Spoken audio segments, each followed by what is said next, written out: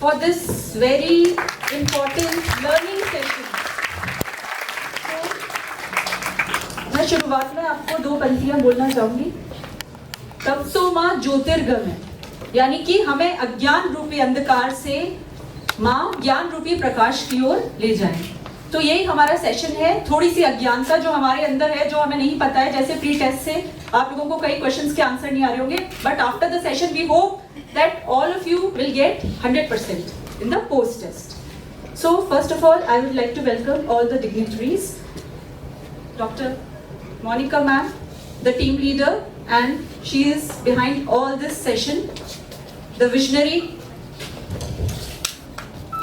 Dr. Jyotsna ma'am, the head of the department. Dr. Rupa ma'am, she is the member secretary of the pharmacovigilance College. Dr. Chandan Verma ma'am, she is professor pharmacology. Dr. Charu ma'am, also professor in pharmacology. Dr. Uma ma'am, associate professor pharmacology. Dr. Dhirendra Mahavar, associate professor. Shivankan sir, assistant professor pharmacology department. So I would like to request respected dignitaries for the lamp lighting and the Vandana.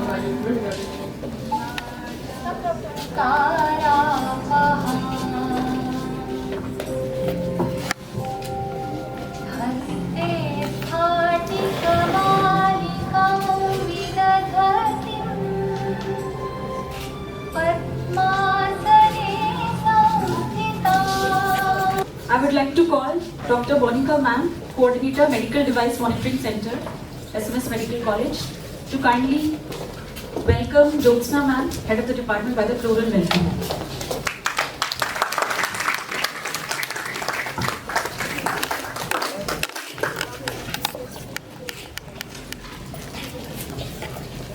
Now Jyotsna ma'am will enlighten us with few lines. My esteemed faculty and dear medical students, I am honored to address you today on materiovigilance. With the guidance of our esteemed pharmacology department, I am confident you will gain valuable insights. Materiovigilance is crucial for patient safety and healthcare excellence. As future healthcare professionals, I urge you to stay informed, be vigilant, and promote a culture of safety. Your commitment as young budding doctors would shape the future of healthcare, and your positive impact would sure make a difference. Together, let's create a better healthcare environment.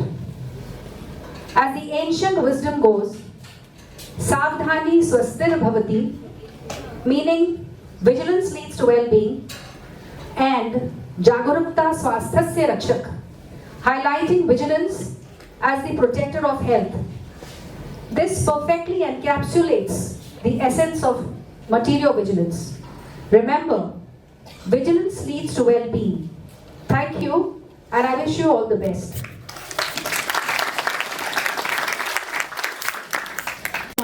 the visionary behind this whole training session, the coordinator of Medical Device Monitoring Center and also our academic additional principal. जितना भी ma'am के लिए बोला जाए बहुत ही कम है. बाकी ma'am आपको इस प्रोग्राम के बारे में and also about material vigilance रूबरू करेंगे. Thank you. From the Department of Pharmacology and MDMC, SNS Medical College. So what is MDMC? Medical Device Monitoring Center. Okay. So I'll be very simple and try to be very much crisp. मैं भाषा दोनों use करूंगी, English और हिंदी, क्योंकि हिंदी हमारी मातृभाषा है, उससे ज्यादा हमको समझ में आता है. So let's start with this. So first of all, I will just like to give you a brief view what is Material Vigilance Program of India. So let us take a view about you people from this side. Medical device से आपके दिमाग में क्या विचार बोलता है, मतलब क्या विचार आता है? लेट्स बी वेरी इंटरेक्टिव, क्योंकि देखो ये सेंसिटाइजेशन सेशन है तो उसमें इंटरेक्शन होना बहुत इंपॉर्टेंट है. तो हम सब ये समझ लें कि अभी हमें कुछ नहीं पता, चलो अब क्योंकि कोई जवाब नहीं है तो ये समझ लिया जा सकता है. मगर material vigilance programme of India है, ये हमको इम्पोर्टेंट ध्यान रखनी है बात. कब स्टार्ट हुआ था? जुलाई 6th. जुलाई 6th को क्या था इस बार? संडे. सो जुलाई 6th 2015 में this programme has started. Question है क्यों, व्हाई? तो we are going to see why. So first of all material vigilance, जैसे आपको मैंने बहुत बार फार्माकोविजिलेंस में बताया, pharmacovigilance is any adverse drug reactions produced by the drugs used in therapeutic doses, right? So what is material vigilance then? So material vigilance is the safety of medical devices. Devices कैसे? कुछ तो आपके सामने रखे हुए हैं, nebulizer, even gloves, even syringes, even the cardiac valves, even the cardiac stents, in vitro diagnostic tubes, जो भी है वो सब medical devices में आते हैं, ठीक है? उनकी सेफ्टी, उनकी मॉनिटरिंग क्यों जरूरी है? आज जैसे अपन कहते हैं ना, इसका कोई स्टैंडर्डाइजेशन है क्या? जैसे एक्रेडिटेशन करते हैं अपन लैब का, ऐसे अगर हम किसी अप्लायंस को खरीदेंगे, सपोज एसी खरीद रहे हैं, तो ये ISO मार्क्ड है कि नहीं है? सिमिलरली मेडिकल डिवाइसेस जब भी मार्केट में आती हैं, रेगुलेटरी अथॉरिटीज को क्या करना पड़ता है? उसको लाइसेंस कराना पड़ता है. कहाँ से लाइसेंस कराना पड़ता है? CDSCO. ये उसको लाइसेंस देगा, उसकी साइट पे वो मटेरियल्स दिखेंगे. क्वेश्चन है क्यों, व्हाई जरूरी है? क्या ये मटेरियल विजिलेंस जरूरी है? Yes, because we are end users, we are the users which we are using medical devices for diagnostic purposes, we are using the devices for therapeutic purposes, we are using in vitro devices, we are using in vivo devices. So it is very much important to report any of the adverse event. अब event का क्या मतलब हुआ? reaction नहीं कहेंगे, event कहेंगे. Suppose मैं blood test कराने गई, एक सिरिंज यूज हुई और उस सिरिंज की नीडल ब्लंट थी, जिससे मुझे थ्रोम्बोफ्लेबाइटिस भी हो गई और वो पंचर कर गई मेरी वेन.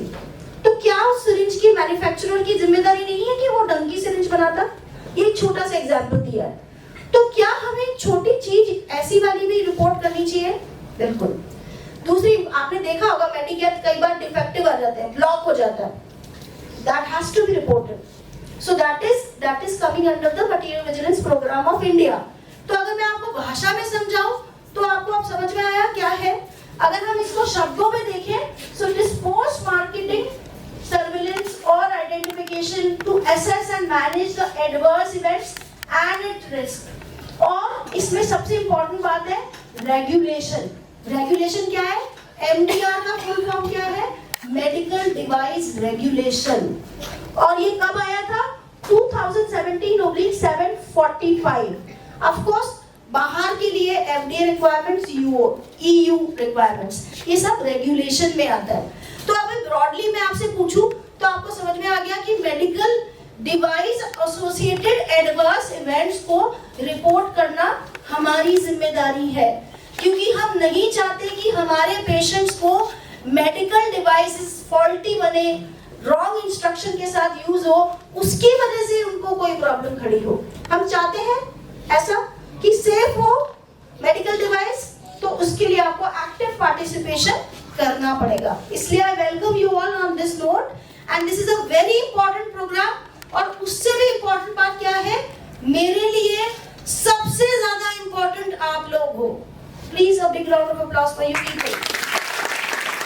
उसका मैं रीजन बता देती हूँ, क्योंकि सबसे ज्यादा डिवाइसेस को यूज करने, हेल्प करने के लिए आप लोग ही हो वो persons.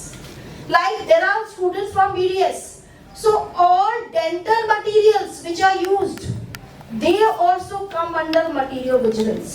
So you have to remember that. Okay? So let's proceed. So किसी भी प्रोग्राम का क्या होना चाहिए, एक मिशन होना चाहिए, एक विजन होना चाहिए, एक गोल होना चाहिए। I'll be real quick. So ultimate mission क्या है? Benefits of the use of medical devices outweigh the risk. जैसे मैं आपको कह रही हूँ कि मान लीजिए आपने कार्डियक वाल्व को इम्प्लांट किया, किसी की गड़बड़ है, कार्डियक वाल्व या एरोटिक वाल्व रिप्लेसमेंट किया है, और उससे कभी वो माल फंक्शन हो गया, तो माल फंक्शन हो सकता है इसकी यूजुअल प्रॉपर्टी हो, लेकिन मैन्युफैक्चरर डिफेक्ट के कारण माल फंक्शनिंग हो गया, ये हमें स्वीकार नहीं है। So again the safety has to be ensured, ये हमारा मिशन है। Second important thing is vision, to improve the patient safety and of course welfare of Indian population. ये क्या है हमारा vision.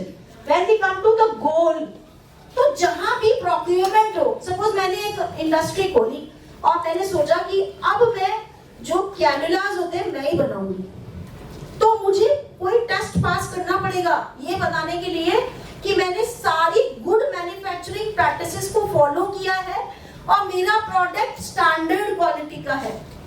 लेकिन जो एंड यूजर है वो बताएगा कितना स्टैंडर्ड है। आपने स्टैंडर्ड तो हासिल कर लिया रेगुलेटरी अप्रूवल से, लेकिन अगर उसमें कोई डिफेक्ट है तो उसके बारे में जानकारी कौन देगा? And user and health care professional. इसलिए आपको सबको बुलाया गया है, इसके बारे में किसी को भी ज्ञान नहीं है। How many of you know about Material Vigilance Program of India except the residents of the department? Raise your hands. हाथ उठाइए जिनको इस प्रोग्राम के बारे में पता था। Anybody? अब पता है, थोड़ा थोड़ा पता है। कितने लोगों को पता चल गया थोड़ा थोड़ा? अभी भी थोड़े थोड़े हाथ उठ रहे हैं। तो चलो let's proceed. So adverse जो आपके इवेंट आएंगे वो मैंडेटरी है सबको रिपोर्ट करना, ये हमारे ऑब्जेक्टिव में है।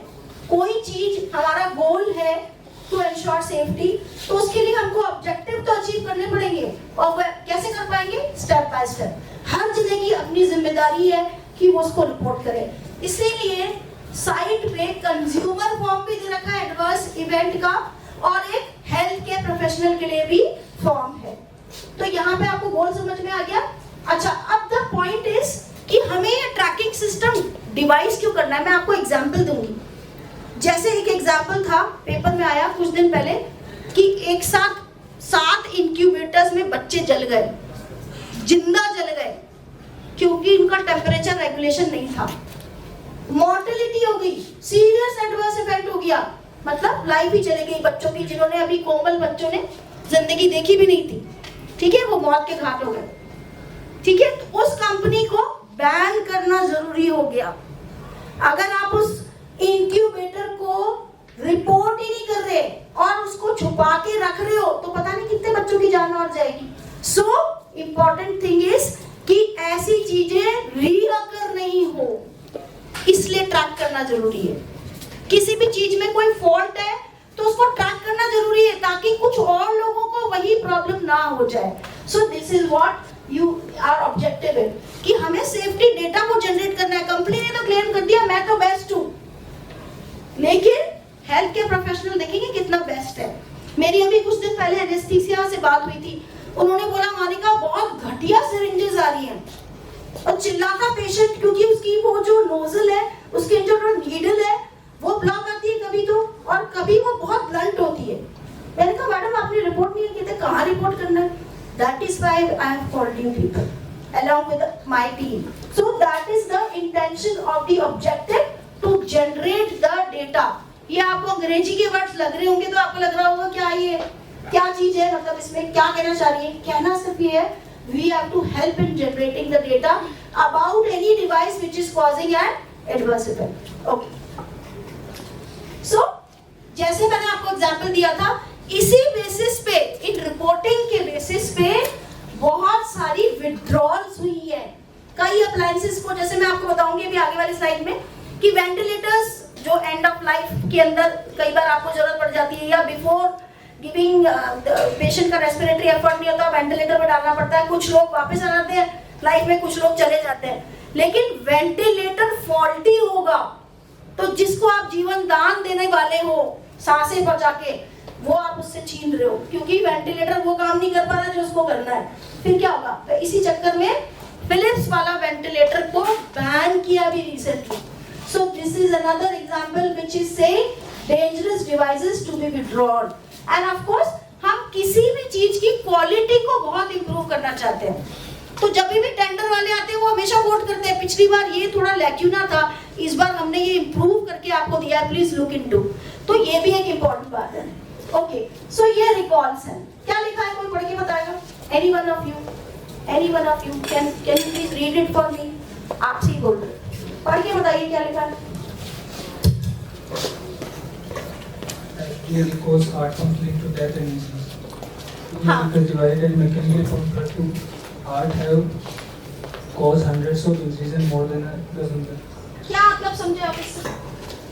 क्या मतलब समझे कि हार्ट पंप्स जो थे उसकी वजह से कई इंजरीज हो गई और डेथ हो गई, इसलिए रिकॉल किया गया उस कंपनी का हार्ट पंप. तो you can understand the importance of pharmacovigilance. Another can be, जैसे मैंने आपको बताया था, फोटोथेरेपी के लिए बच्चों को रखा. कब करते हैं फोटोथेरेपी? जब बिलीरुबिन लेवल बहुत हाई हो जाता है तो उसको आपको निकालना पड़ता है, तो फोटोथेरेपी करते हैं. तो उसमें कई बच्चे बर्न हो गए. सो this is again a recall. Another is the adverse effects with the dental implants. जब डेंटल इम्प्लांट्स अपने दादा बाबा पापा, इवन आजकल तो यंगर एज ग्रुप में जो लोग बहुत ज्यादा गुटखा खाते हैं उनकी दांत खराब रहते हैं, निकालने पड़ते हैं, तो डेंटल इम्प्लांट्स लगाते हैं. तो फिर ये देखा गया कि 2021 में कितने हैं? How many? Exactly. So you can see the trends which are causing the events. हम हमेशा सोचते हैं इसकी टॉलरेंस कम है, इम्प्लांट तो टीकता भी, तो बर्दाश्त करने की क्षमता नहीं है, लेकिन आपको घाव दिख रहा है, इसका मतलब इम्प्लांट में फॉल्ट है. Okay, so these are another important thing. सबको सफेद दांत बहुत अच्छे लगते हैं, लेकिन these whitening agents have caused, these whitening kits have caused intensive reactions in the body. Okay, so then we come to ये जो मैं आपको बता रही थी, इंक्यूबेटर में शॉर्ट सर्किट हो गया, उससे डेथ हो गई. तो ऐसे इंक्यूबेटर को बैन करना है, क्योंकि कैसे हो गया short circuit? Even if there is electricity switch off, switch in, you have to have some kind of regulators there. So it was missing or it was not working, so it has lead to mortality.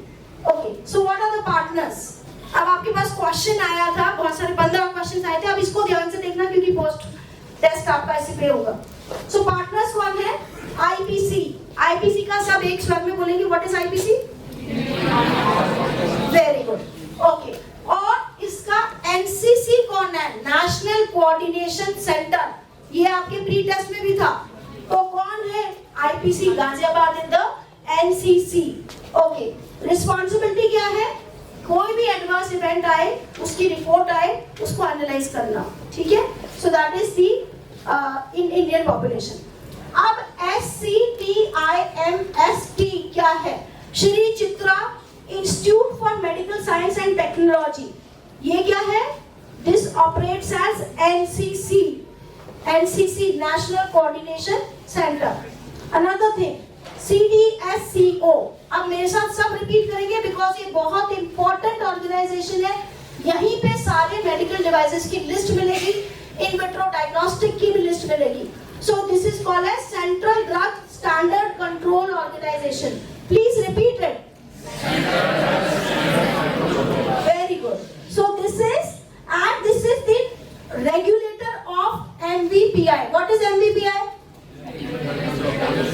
Pharmacovigilance Program of India. Okay. Now there is another health system that is called as National Health System Resource Center, which is again situated in the New Delhi. So these are all regulators जो सबको monitoring करते हैं. Okay, what is a medical device? अब तो आप थोड़ा थोड़ा बता सकते हो क्या होता है मेडिकल डिवाइस? एग्जाम्पल कुछ तो मैंने ही बता दी होगी. हाँ, implant, what else? Pacemakers, what else? Very good, what else? MRI, very good.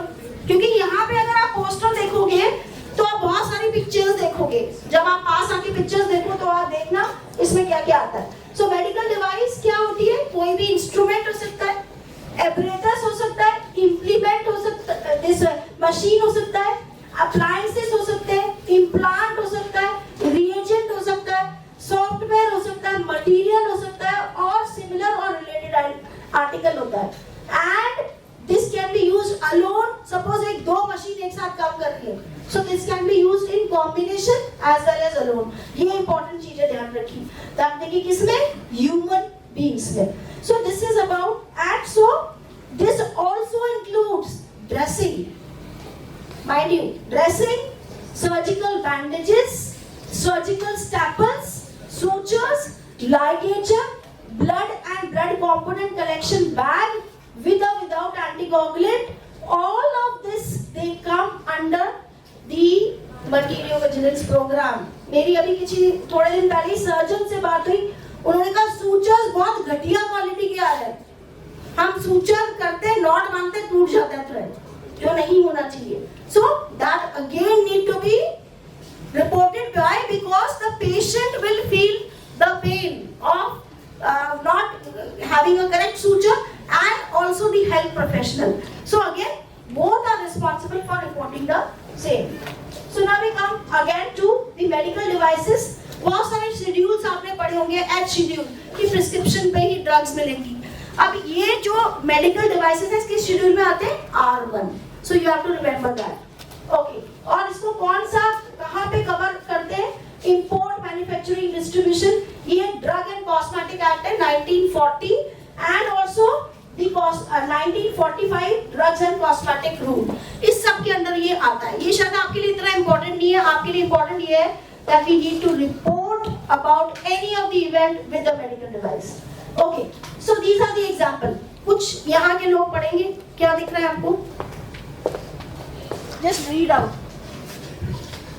Cardiac stents, orthopedic implants, intraocular lenses, catheters, pacemaker, drug-eluting stents, heart valves, surgical dressings, dental implants and materials, both cement, syringes, needles, IV cannulas, blood bags, gloves, intrauterine devices.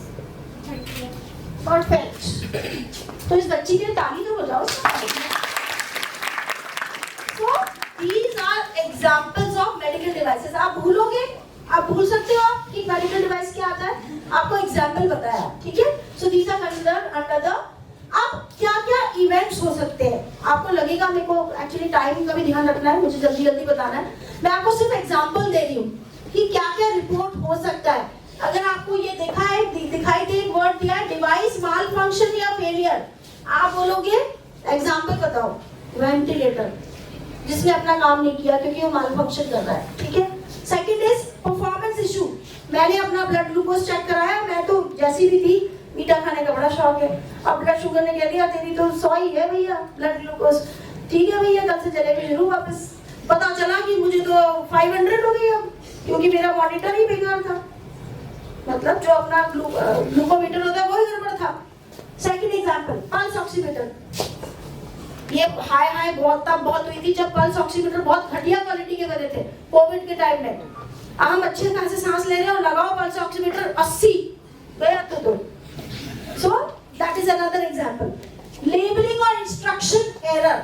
जैसे आपको inhale करना है कुछ, आपके ऊपर instruction ही गलत है तो आपने गड़बड़ डोजेस को इनहेल कर दिया. ये एग्जांपल है. अनदर एग्जांपल क्या थी? Poorly design device. जैसे इंसुलिन पंप देते हैं हम एडमिटेड पेशेंट पे, उसमें इंसुलिन गलत तरीके से गलत डोज में चली गई और हाइपोग्लाइसीमिया से पेशेंट मर गया।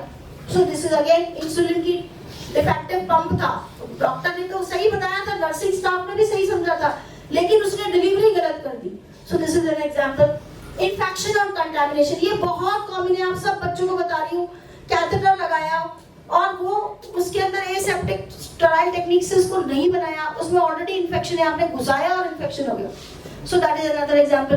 Ventilator associated pneumonia, this is another example कि वो एसेप्टिक नहीं था जो क्लेम करती है कंपनी। ओके, फिर एलर्जिक रिएक्शंस एंड सेंसिटाइजेशन। अभी मैं आपको भी शेयर करूंगी, एक सर्वे चल रहा है कि रबर ग्लव्स है, वो पाउडर्ड रबर ग्लव्स जो है वो यूज नहीं करने चाहिए, क्योंकि latex has called to be as a very allergic substance. बहुत लोगों को एलर्जिक होते हैं और कई बार गवर्नमेंट सप्लाई में ये एलर्जी बहुत ज्यादा हो रही थी। तो one of the surgeons and one of the neurologist complain on a WhatsApp group. I told the MS and soon he wrote down on the WhatsApp group अब बिना पाउडर के ग्लव्स मिलने लगे, थैंक्स। तो कैसे हुआ? जब तक आप किसी को बताओगे नहीं, वो नहीं करेगा कुछ भी। So we need to actually ban all these kind of companies who are producing all wrong materials because we are generating the data. So these are few of the other. I will not take much time because entire essence will be taken away. So these are various things which can do harm, which is put under the material vigilance. तो आप समझते हो importance है material vigilance की? आपको लग रहा है अब इम्पोर्टेंस है? और उसका क्या इफेक्ट हो सकता है? या तो हम अलर्ट्स जारी करें न्यूज़लेटर में, अपना वहाँ पे पूरा डेटा इकट्ठा होता है, फिर CDSCO उसमें न्यूज़लेटर में भेजता है कि ये अलर्ट्स है कि भाई आप इसको नहीं यूज करें, या ये बैन हो गया है, या वॉच करो। जैसे फॉर एग्जांपल एक यूरिनरी बैग था, ठीक है, उसमें यूरिन कलेक्ट होता है और वो लीक कर रहा था, तो ये एक्सेप्टेबल है क्या? अरे ये तो करते ही है लीक, नहीं, रिपोर्ट करो। सो that is very important. So this will help in improvement of device and also will ensure the safety and of course also identify the factors which are affecting all this. So these are, now please look on this. मैं भी question पूछूंगी क्योंकि पीछे वालों के पास जाऊंगी और पूछूंगी। So what is class 1? How do you classify? Class 1 low risk, class 2 moderate risk, class 3 high risk. ऐसे क्लासिफिकेशन होता है, ठीक है, सारी डिवाइसेस का, मेडिकल डिवाइसेस का। कौन कौन सा है? Low risk, moderate risk and high risk. Okay. Now let us see हमने कैसे क्लासिफाई किया है A, B, C, D. एक तो हो गया लो, मॉडरेट एंड हाई रिस्क। दूसरा हो गया क्लास A जो कि कहलाता है लो रिस्क। पढ़ के बताओ उसमें क्या लिखा है? Thermometers. Thermometers giving wrong reading is also not acceptable. कई बार ऐसा होता है ना, आजकल वो डिजिटल थर्मोमीटर पर चढ़ता ही नहीं है वो, पहले तो वो पारा वाला आता था, अब आजकल वो आ रहे हैं। सो इट इज इलेक्ट्रॉनिक जो आ रहे हैं, they don't work, so they are also coming. Tongue depressors, कई बार टंग डिप्रेसर से इंजरी रहती है, इसका सरफेस फ्लैट नहीं है या स्मूथ नहीं है, so that is also to be reported, ठीक है। और क्या है? सर्जिकल ग्लव्स, एग्जामिनेशन लाइट्स, ये लो रिस्क है, इससे डेथ नहीं हो रही है। हाई रिस्क में देखो class B is low to moderate risk, उसमें क्या है? अपनी needles, suction equipments, infusion set. Class C देखो जिसमें है बोन फिक्सेशन प्लेट्स, जिसमें है ऑर्थोपेडिक इम्प्लांट्स, जिसमें है वेंटिलेटर्स। किसी के इम्प्लांट लगा, ठीक है, हिप जॉइंट में जनरली एल्डरली के या पोस्ट मेनोपॉजल वुमेन के लग जाता है क्योंकि वो गिर जाती है और उसका हिप बोन टूट जाता है। इम्प्लांट लगा, थोड़े दिन बाद पता चला उसकी बॉडी के अंदर दूसरी तरह के रिएक्शंस हो गए, क्योंकि जो इम्प्लांट लगा था वो इतना घटिया क्वालिटी का था कि उसमें से सारी इम्प्लांट का मटेरियल ब्लड में सर्कुलेट हो रहा है और पॉइजनिंग हो गई इसको। So that has to be reported again. So this is to be taken care. Class C जो मैंने आपको बताया इसमें मॉडरेट टू हाई रिस्क है। क्लास डी में देखो बच्चों, ये है हाई रिस्क। हाई रिस्क में क्या है? हार्ट वैल्व्स, जिंदगी खतरे में है, defibrillator, dental implants, blood bags, all these come into high risk. तो हमने पढ़ा ABCD क्लासिफिकेशन और हमने पढ़ा low, moderate and high risk. Okay, so जैसे मैंने फिलिप्स का एग्जांपल दिया था, I will not take much time. Okay, baby burn का भी मैंने आपको बता दिया था, कब लॉन्च हुआ ये भी मैंने आपको बता दिया। Now this are the CDSO sites, जिसके अंदर आप देखोगे तो 24 कैटेगरीज है। उन 24 कैटेगरी में इलैबोरेशन है कि एनेस्थीसिया पेन मैनेजमेंट में कितने डिवाइसेस आएंगी, 115, 84, उस सब की लिस्ट दे रखी है। तो वो मैं यहाँ नहीं लाई हूँ क्योंकि वो आपके मतलब की भी नहीं है, this I have already explain. अब कोई आपसे पूछे कितने सेंटर्स हैं, ऐसे कितने सेंटर एग्जिस्ट करते हैं, तो पहले तो यहाँ सेंटर है, उसके लिए ताली बजाओ। फिर गिनो कितने, 174 सेंटर। क्या medical device monitoring centre, okay. Then we are having this flow chart. कैसे है, हेल्थ केयर प्रोफेशनल कहाँ रिपोर्ट करेंगे, MDMC। MDMC क्या है, मेडिकल डिवाइस मॉनिटरिंग सेंटर। फिर वहां से कहाँ जाएगा, NCC, वो क्या है, नेशनल कोऑर्डिनेटिंग सेंटर, ठीक है, वो कहाँ है, IPC गाजियाबाद। फिर वहां से कहाँ जाएगा, CDSCO, that is the headquarter, okay. So this is the flow chart. इसके अलावा इंफॉर्मेशन हमारे पास केरला से भी आती है और श्री राम इंस्टीट्यूट से, और हमारे पास NHSRC न्यू दिल्ली से भी आती है। आती कहाँ है, मेन बात, NCC। So this is again a very important thing to be discussed. So कहाँ रिपोर्ट करना है, किसको रिपोर्ट करना है, कब रिपोर्ट करना है, जल्दी से देख लेते हैं। व्हाट टू रिपोर्ट, जो मैंने आपको बताए थे एग्जाम्पल, कोई चीज माल फंक्शन कर रही है, जिसका लेबलिंग ठीक नहीं है, कोई ढंग से काम नहीं कर रहा है, ये सब चीजें आपको रिपोर्ट करनी है। ऐसा नहीं है कि सिर्फ साइड इफेक्ट्स, मतलब एडवर्स इफेक्ट्स तो माइल्ड मॉडरेट ही हो तो भूल जाओ, सीवियर वालों को ही करना है, नहीं, low risk, moderate risk, high risk सबको करना है, ठीक है, दैट इज मोस्ट इंपॉर्टेंट, ठीक है। इवन लेबलिंग इंस्ट्रक्शन भी सही नहीं है तो भी करना है। अब एग्जांपल, जिससे बैन हो गया, डिफिब्रिलेटर फेलियर हो गया, बैन हो गया, हिप रिप्लेसमेंट कॉम्प्लिकेशन हो गया, इसको रिपोर्ट करना पड़ा क्योंकि इसमें क्या हो गया, सेफ्टी, फ्रैक्चर या मेटल आयंस पॉइजनिंग हो गई, पेशेंट के ब्लड में आ गई, incubator overheating, intra uterine device का expulsion, this is also materiovigilance. Haemorrhage, that is also materiovigilance. अब आपको सरप्राइज होगा कि प्रेगनेंसी टेस्ट के किट भी मटीरियो विजिलेंस है क्या, तो हाँ भाई हाँ है। व्हाई, क्योंकि आप प्रेग्नेंट है कि नहीं है, फॉल्स पॉजिटिव रिजल्ट तो नहीं है, फॉल्स नेगेटिव तो नहीं है, रीडिंग एरर्स तो नहीं है, disappearance of the control line तो नहीं है, इसका मतलब आपका किट ढंग का नहीं है। आपको फिर और जाके यूपीटी आपको प्लाज्मा से कराना पड़ेगा, ठीक है, आपको ये यूरिन वाला नहीं कराना पड़ेगा, आपको प्लाज्मा वाले पे डिपेंडेंसी रखनी पड़ेगी। So this is also coming under the material vigilance. अब आप इस पे गौर फरमाएं, reuse medical devices intended for single use. Surgical syringes हमको नहीं रीयूज करनी चाहिए, surgical glove, surgical mask, cannula, bandage oblique wrap, these are single use. जहां पे सिंगल यूज है वहां पे इसको सिंगल यूज ही करेंगे, otherwise that fault is yours, not the material. You have to follow the instruction. Okay. So these are few alerts. Please look into. ये कहाँ पे रिलीज हुआ है? Material Vigilance of India ने रिलीज किया है इनको। क्या क्या है देखो आप, urinary bags, urinary leakage हो गया, ट्रिपैन ब्लू डाई इंट्राओक्यूलर लेंस की डाई है, उससे विजन लॉस हो गया, रिपोर्ट नहीं करेंगे, सब अंधे हो जाएं। सो दिस इज वेरी इंपॉर्टेंट। फिर इंट्राओक्यूलर लेंस से ब्रेक हो गया, इंट्राओक्यूलर लेंस डाला, और यहाँ पे तो फ्री सब है ना, तो फ्री की क्वालिटी तो अच्छी चाहिए ना, तो अगर लेंस गड़बड़ हो रहा है तो उसके लिए परेशान कौन हो रहा है, कस्टमर, और रेपुटेशन किसकी बिगड़ रही है, तुमने गलत तरीके से डाल दिया डॉक्टर की। So intraocular breakage. Another thing was ophthalmic solution, prefilled syringes that were also defective, क्योंकि उसके अंदर कंटामिनेशन था फॉरेन पार्टिकल्स का, तो ये रिपोर्ट हुई और उसको हमको देखना पड़ेगा।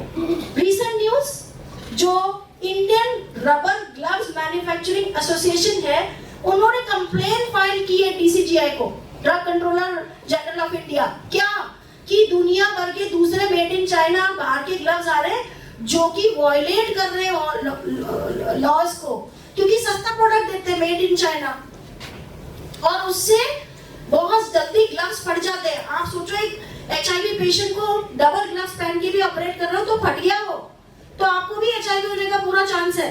सो उन्होंने कहा कि आप इसको बैन कीजिए, रेगुलेटरी लॉज फॉलो नहीं कर रहे। So this is the effect of regulation. So this is again allergic reaction with the gloves, then blister formation, hypopigmentation at the insertion site. ये क्या चीज है? कैन्युला है ना? So ये because of suboptimal low quality stylet catheter rings stucking together, ये intravenous cannula का हो सकता है. ये भी न्यूज अलर्ट में आया है, ठीक है? So that is really important.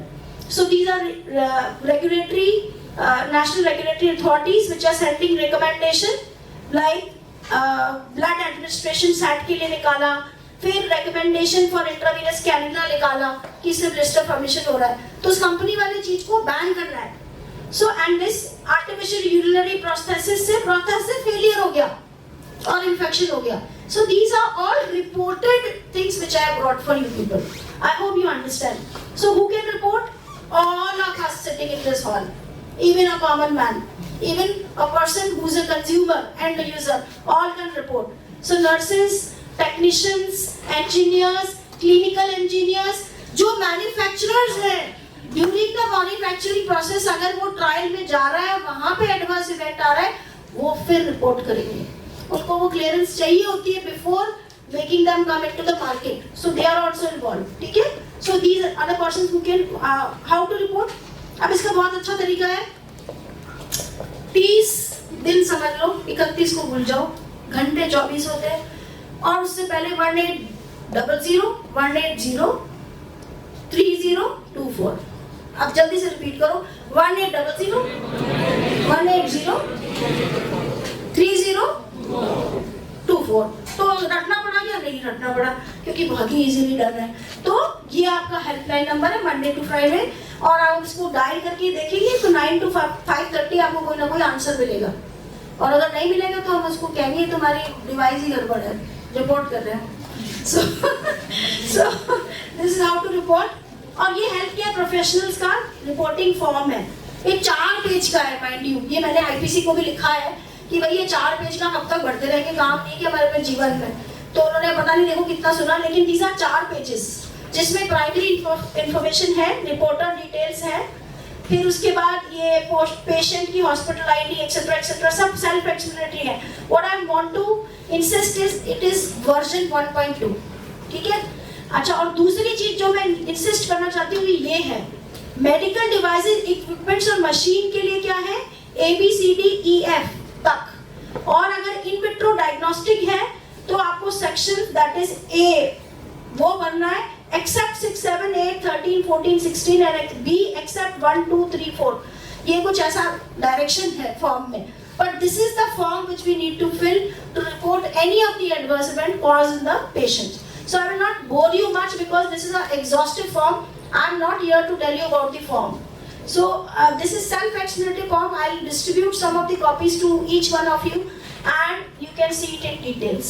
So this is self-explanatory, very easy in English, and of course, what is the time frame? That is most important. अगर कोई serious event हो गया, तो अपन नहीं चाहेंगे किसी और की भी serious event हो.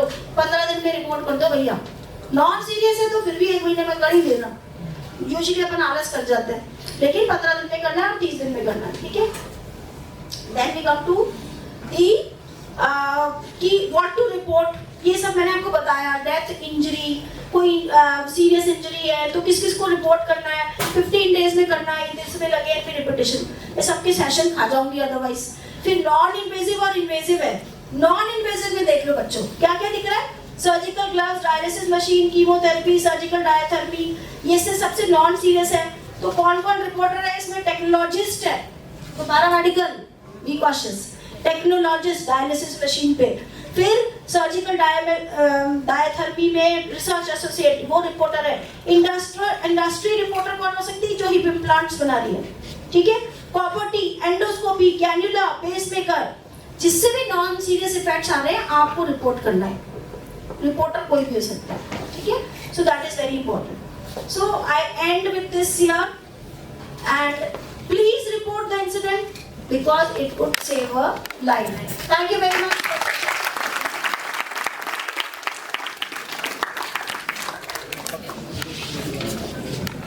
Thank you so much, ma'am. It was a very informative session. और Now we will play that, we will report.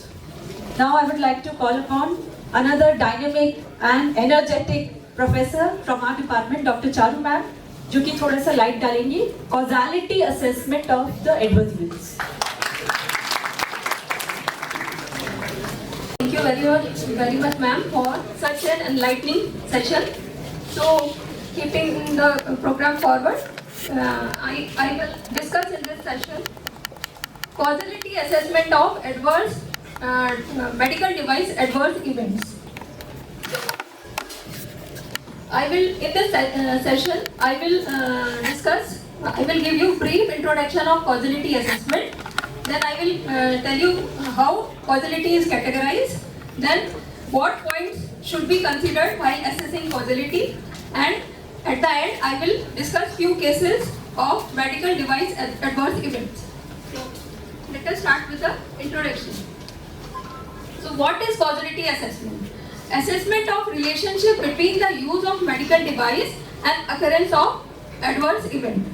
यानी कि इसमें हम देखते हैं this is what is causality assessment. It is expression of association कि जो medical device use हुई और जो adverse event अगर हुआ उन दोनों में क्या association था उसको हम measure करते हैं causality assessment से. It is essential part of MDAE report. जब तक हम causality assessment नहीं कर लेते हैं तब तक हमारी MDAE report incomplete है. MDAE means medical device adverse event report. तो जो कि अभी हमें मैडम ने दिखाया, जैसी कोई इवेंट आती है मेडिकल डिवाइस से रिलेटेड तो उसको हमें रिपोर्ट करना होता है. कैसे रिपोर्ट करते हैं हम? MDAE रिपोर्टिंग फॉर्म को फिलअप करते हैं. तो MDAE फॉर्म में एक इम्पोर्टेंट देखिए यहाँ पे ये MDAE फॉर्म का ये लास्ट पेज है. जैसा कि मैम ने बताया 4 पेजेस का ये फॉर्म है. तो लास्ट पेज में ई सेक्शन पे देखिए यहाँ पे ई पार्ट में देखिए लिखा है कॉजिलिटी असेसमेंट. तो कॉजिलिटी असेसमेंट में भी 2 पॉइंट्स हैं. One is investigation action taken and second is root cause of problem. तो ये दोनों पॉइंट्स भी हमें इन्वेस्टिगेट करने हैं. तो what course of action is taken to investigate the case and what action is taken. And then we will also identify the root cause of problem. On the basis of these 2 points, we will define causality of the given event. So we will discuss in this session. So objectives of causality assessment. Causality assessment करने के objectives क्या है? First of all, we have it helps in identifying relationship between device and adverse event if any. It helps in risk-benefit assessment. Signal detection also helps in signal detection. What is signal detection? Identifying pattern of adverse events associated with a particular device. अब देखिए अगर उसी centre पे इस तरह के multiple cases report हो रहे हैं या मल्टीपल सेक्टर से सिमिलर केसेस रिपोर्ट हो रहे हैं तो वहाँ पे हमें पैटर्न भी स्टडी करना होता है. अब पैटर्न कैसे देख सकते हैं? कोई न्यूअर जो है सिमिलर डिवाइसेस की फ्रीक्वेंसी बढ़ गई है या सीवियरिटी बढ़ गई है या पर्टिकुलर जो रिस्क ग्रुप है उसमें उस पर्टिकुलर टाइप के एडवर्स इवेंट्स आ रहे हैं तो हमें ये पैटर्न समझने में हेल्प करते हैं causality assessment. So this identifying pattern of adverse event is called as signal detection. अब हमें ये सारी चीजें क्यों करनी है? Why? It plays an essential part of evaluating MDAE reports in early warning systems and for regulatory process. तो ये सारी चीजें स्टडी करके हम क्या कर सकते हैं? अलर्ट्स जारी कर सकते हैं. रेगुलेटरी प्रोसेस में ये सारी चीजें हमें हेल्प करती हैं. कैसे? To rectify the problems which are occurring with medical device. और ये हम क्यों करना चाहते हैं? जिससे फ्यूचर में इस तरह के इवेंट्स रिकर ना हो. तो करेक्टिव मेजर्स लेने में ये causality assessment can be helpful. So next I will discuss levels of causality or we can say categorization of causality assessment. So categorization is done in 3 categories: not related, unlikely, possible, probable and causal relationship. So basically causality assessment क्या है? It is telling about likelihood of association. मतलब जो adverse event हुआ और जो medical device जिसकी वजह से कि एडवर्स इवेंट हुआ उन दोनों में कोई कॉजल रिलेशनशिप था या नहीं. तो ये लाइक्लीहुड बता रहा है. The adverse event may not be related to the medical device. It could be unlikely related. there can be possible relation, there can be probable relation, or there is causal relationship. So we will understand how this categorization is done. But I will explain you in reverse order so to make it understanding easier. तो हम सबसे पहले समझते हैं causal relationship कब कहेंगे हम. Event जो हो रही है और मेडिकल डिवाइस के बीच में causal relationship हम कब कहेंगे. अब इसको अंडरस्टैंडिंग को इजी करने के लिए मैं कुछ एग्जांपल्स के साथ समझाऊंगी. So known side effect of, first point है known side effect of the product, similar device and procedures.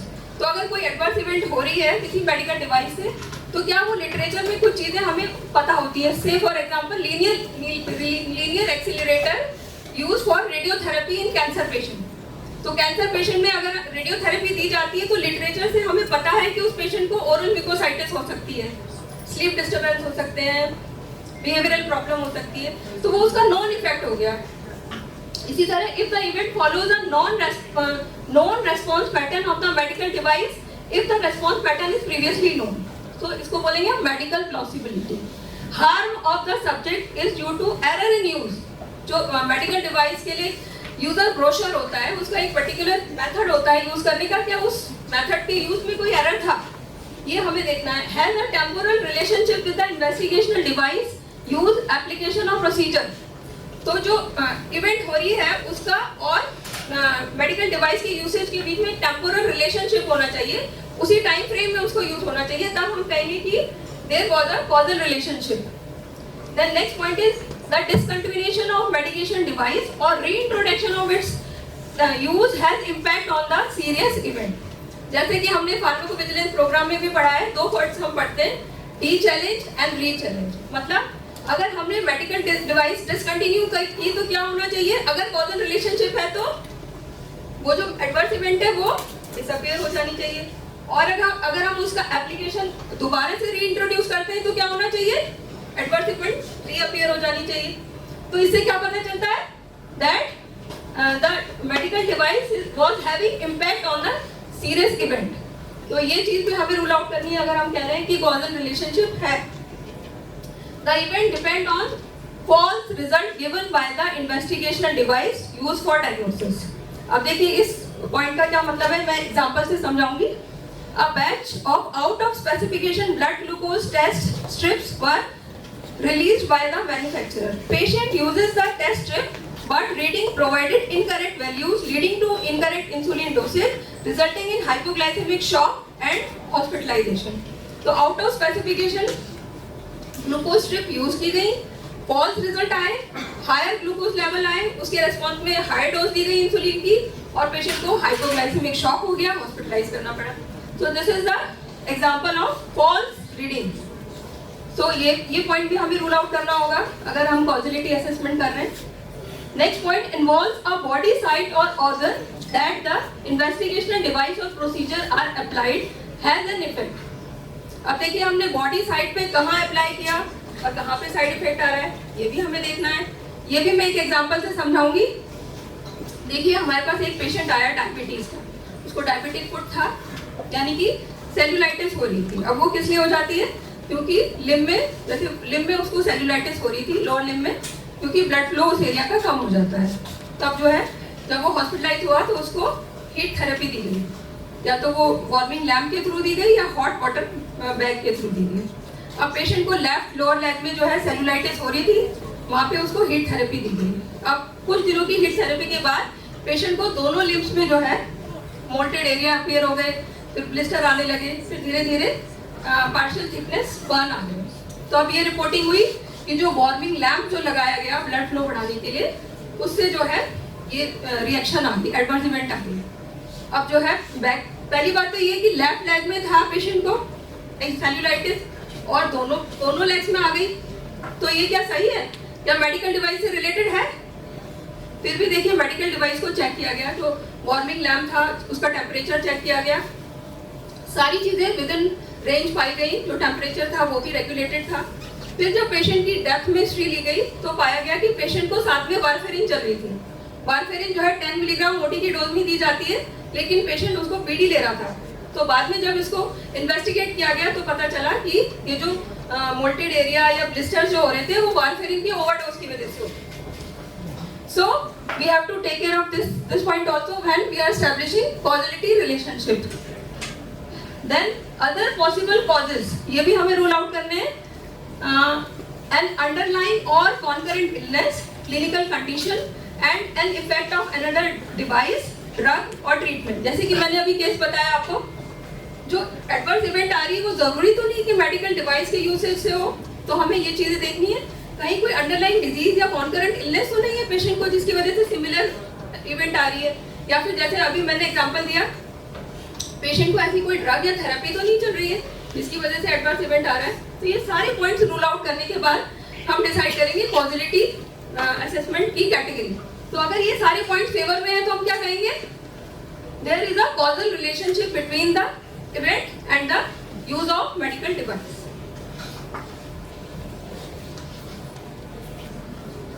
अब देखिए प्रोबेबल अब इससे पहली कैटेगरी में जाते हैं. The relationship with the use of the investigational device seem relevant. The event can not reasonably explain by another cause but additional information may be obtain. तो यहाँ पे रिलेशनशिप तो है लेकिन कुछ एडिशनल इंफॉर्मेशन और चाहिए जब हम कह सकें कि कॉजल रिलेशनशिप था.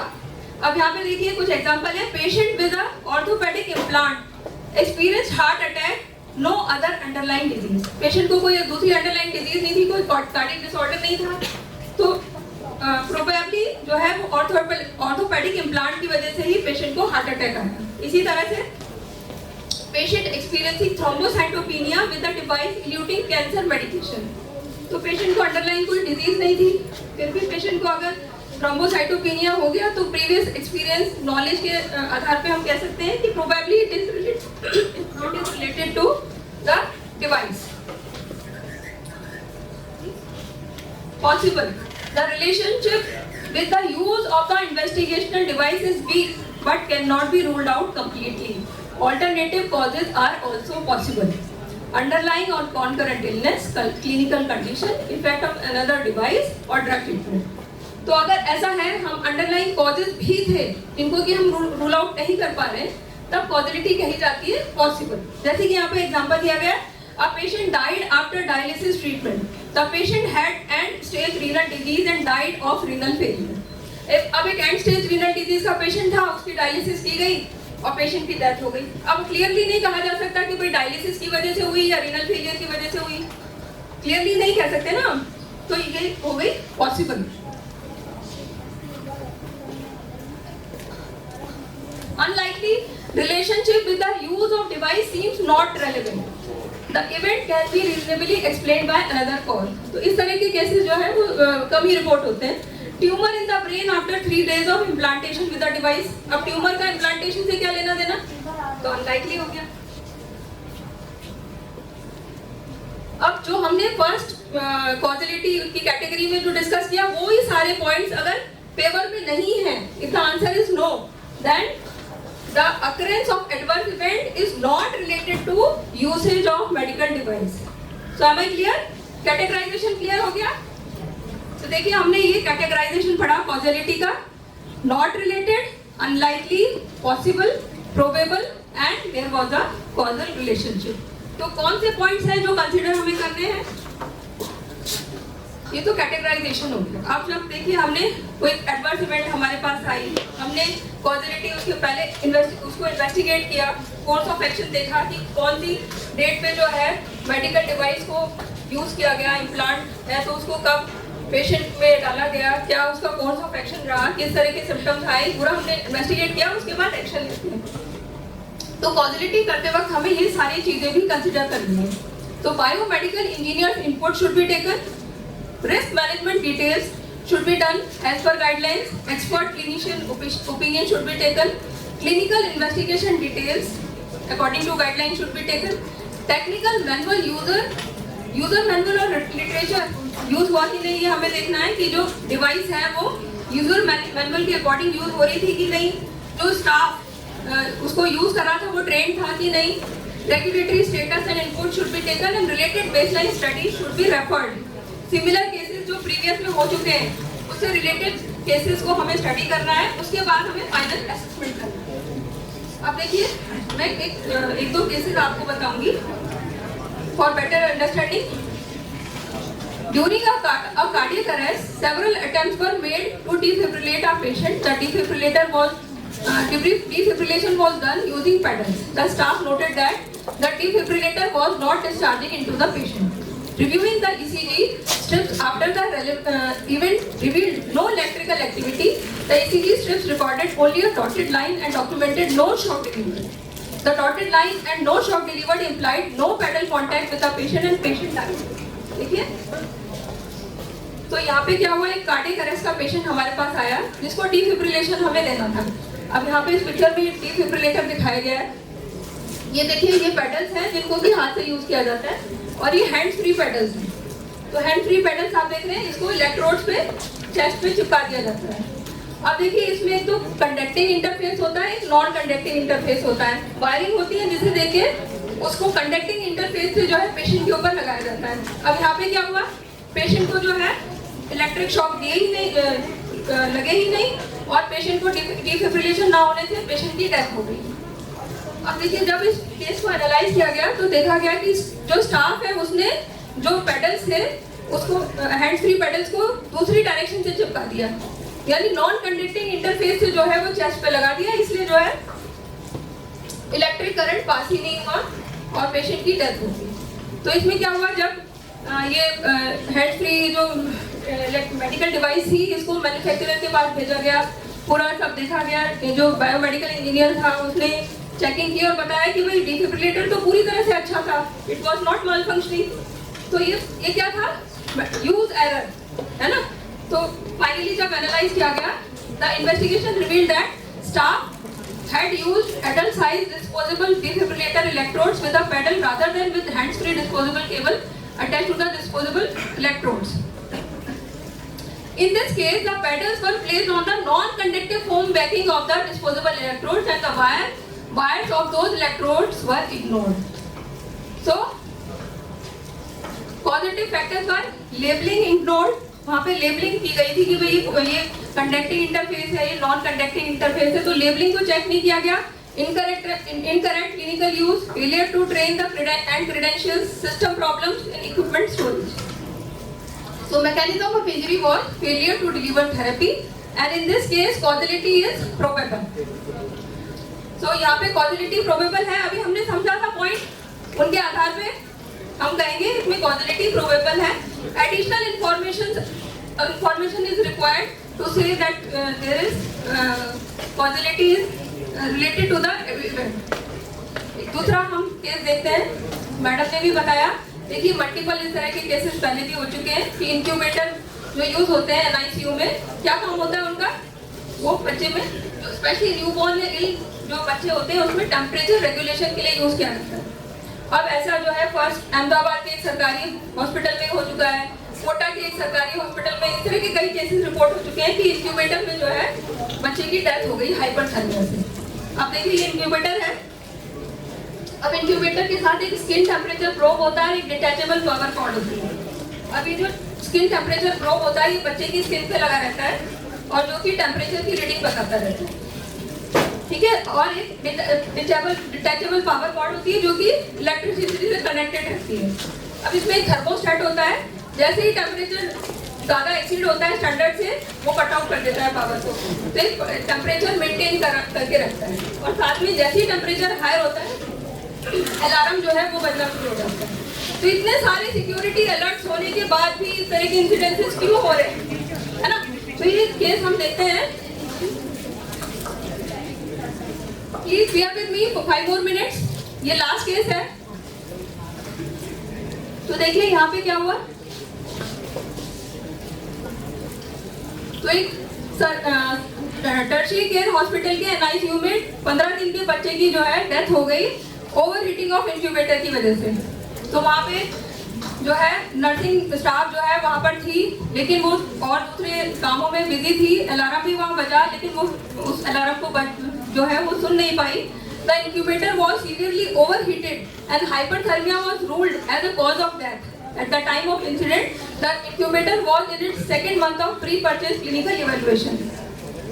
An investigation by hospital, medical and engineering personnel was performed and could not determine the cause of incident. तो देखिए जब मेडिकल पर्सनल और इंजीनियर ने उसको देखा तो उन्हें कोई जब इंक्यूबेटर को रिकॉल कर लिया गया, उसको देखा गया तो उसमें किसी भी तरह का कोई मास फंक्शन नहीं हुआ। तब देखा गया कि भाई ये क्यों हुआ इस तरह का इंसिडेंट।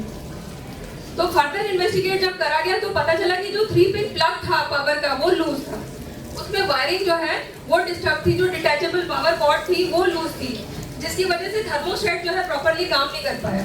तो थर्मोस्टेट क्या करता है, वो पावर कट कर देता है जैसे ही ओवर हीटिंग होती है।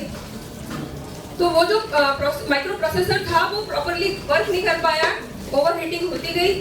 और साथ में वहाँ पे देखिए बजर भी था, वो भी बजा, लेकिन नर्स उसको सुन नहीं पाई, ओवर क्राउडिंग थी NICU में। दूसरा जो ये इंक्यूबेटर था, प्री परचेज इवैल्यूएशन जो उसका होना चाहिए था वो नहीं हो पाया। तो मल्टीपल रीजंस रहे इसके इंसिडेंट के। सो this is the real scenario of this case. So failure of hospital to perform an incoming inspection which would have included testing of backup thermostat was the root cause of the incident. तो पूरा हमने evaluate करा case को, तो ये हमने जो है इसमें reasons देखे। So root cause of problem has to be identified in each and every case.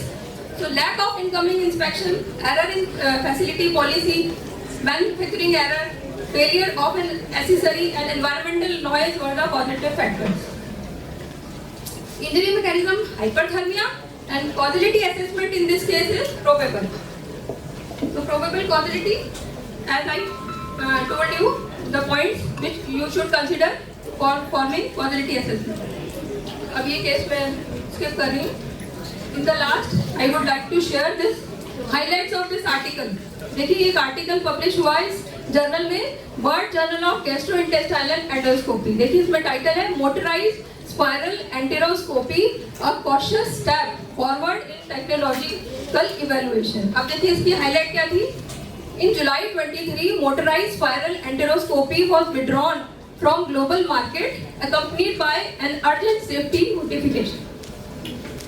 Following the real-life application of MSc, an unexpected safety issue emerged regarding esophageal injury, and the technique was withdrawn from the global market. Despite encouraging results in terms of diagnostic and therapeutic field. मतलब देखिए balloon endoscopy perform की जा रही थी। अब एक new advancement हुआ endoscopy की उसमें, तो क्या हुआ, ये थेरेपेटिकली और डायग्नोस्टिकली बहुत अच्छा इंस्ट्रूमेंट था, लेकिन इससे इसोफेजियल इंजरी के केसेस रिपोर्ट किए गए और इस इंस्ट्रूमेंट को ग्लोबली विड्रॉ कर दिया गया। So what this implies, patient safety is utmost priority. जबकि वो थेरेपेटिकली बहुत अच्छे रिजल्ट दे रहा था, फिर भी इस इंस्ट्रूमेंट को विड्रॉ कर लिया गया। So this is the strength of medico vigilance programme of India.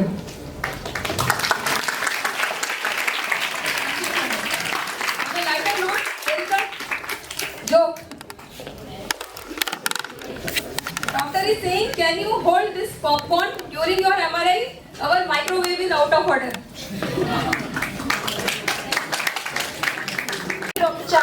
Now the whole point is कि ये जो कॉम्प्लेक्स मैकेनिज्म आपको बताया गया है in simplified form, you don't have to worry about it. आप सिर्फ रिपोर्ट करो, कॉजैलिटी असेसमेंट हम करेंगे, ठीक है। तो आपको सिर्फ फॉर्म भरना है, वो हो रहा है कि नहीं हो रहा है उसकी वजह से ये हमारा काम है। आपका काम हमने इजी कर दिया, लेकिन आपका काम समझाना बहुत जरूरी था कि हमारा काम क्या है आपके काम के बाद। तो ये पहला काम आप करेंगे, दूसरा काम हम करेंगे, कॉजैलिटी असेसमेंट, ठीक है। मगर होता क्या है, क्या वो डिवाइस की वजह से है कि नहीं है, तो आपको हमारे को मैं नंबर भी शेयर करूंगी और आपको वो यहाँ पे एक रूम है इसी लेक्चर थिएटर 6 के पास वाला, वहाँ पे आपको वो फॉर्म सबमिट करने हैं, कोई भी अगर रिपोर्टिंग कर सके आप।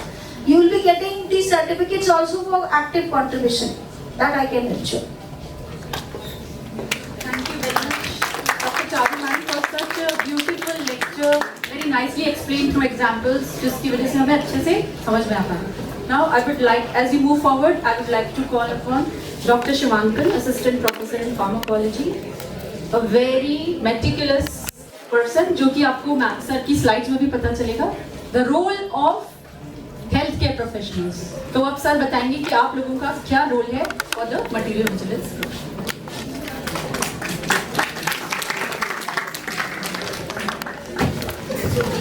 Thank you, Dr. Koval, for that introduction. Indeed, now you all know what is Material Vigilance Program of India. Let's discuss what is the role of healthcare professionals.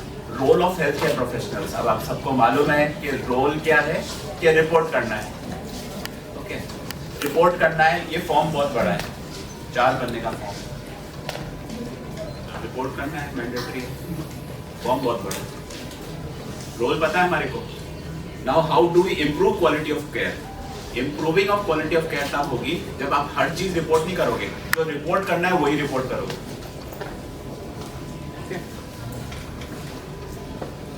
Now you know, role हमारे को पता है, लेकिन quality of care and user तक क्या है, quality of care जानी चाहिए. तो वो कैसे इम्प्रूव होगी, ये हम देखने की कोशिश करें.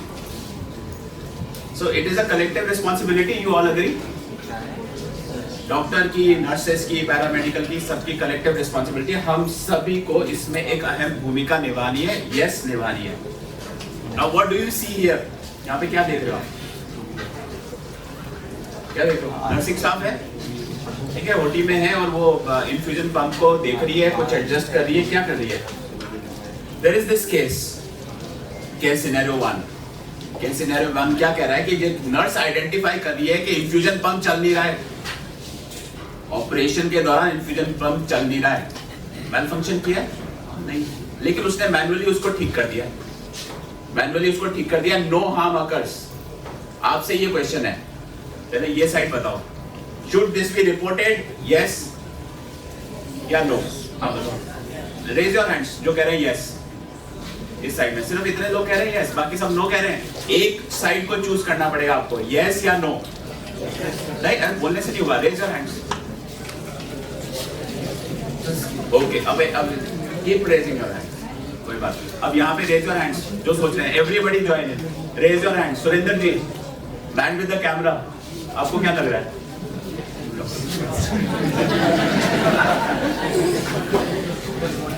यहाँ पे भी बताओ, रिपोर्ट करना चाहिए. बस इतना को लग रहा है रिपोर्ट करना चाहिए. अब धीरे धीरे लोगों को लग रहा है रिपोर्ट करना चाहिए, लेकिन यहाँ पे हार्म तो हुआ ही नहीं है.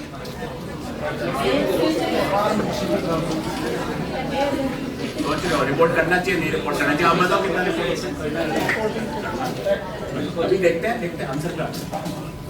ये तो इजी केसेस है. Suction apparatus design flaw. Suction apparatus था, सक्शन अपरेटस सही काम कर रहा था. नर्स कंफ्यूज हो गई. वो देखते नहीं वहां पे उसकी जो नॉब होती है उसमें कंफ्यूज हो गई, या ऑन ऑफ के स्विच में कंफ्यूज हो गई, और सक्शनिंग डिले होगी. हाइपोक्सिया हो गया. Oh my God, neonatal resuscitation करना था. हाइपोक्सिया हो गया. हार्म हुआ. रिपोर्ट करना चाहिए नहीं रिपोर्ट करना चाहिए? आप इधर बताओ. बस इतने से एक जने का हाथ खड़ा हो. रिपोर्ट करना चाहिए नहीं करना चाहिए? बोलने से नहीं चलता. नो बेटे.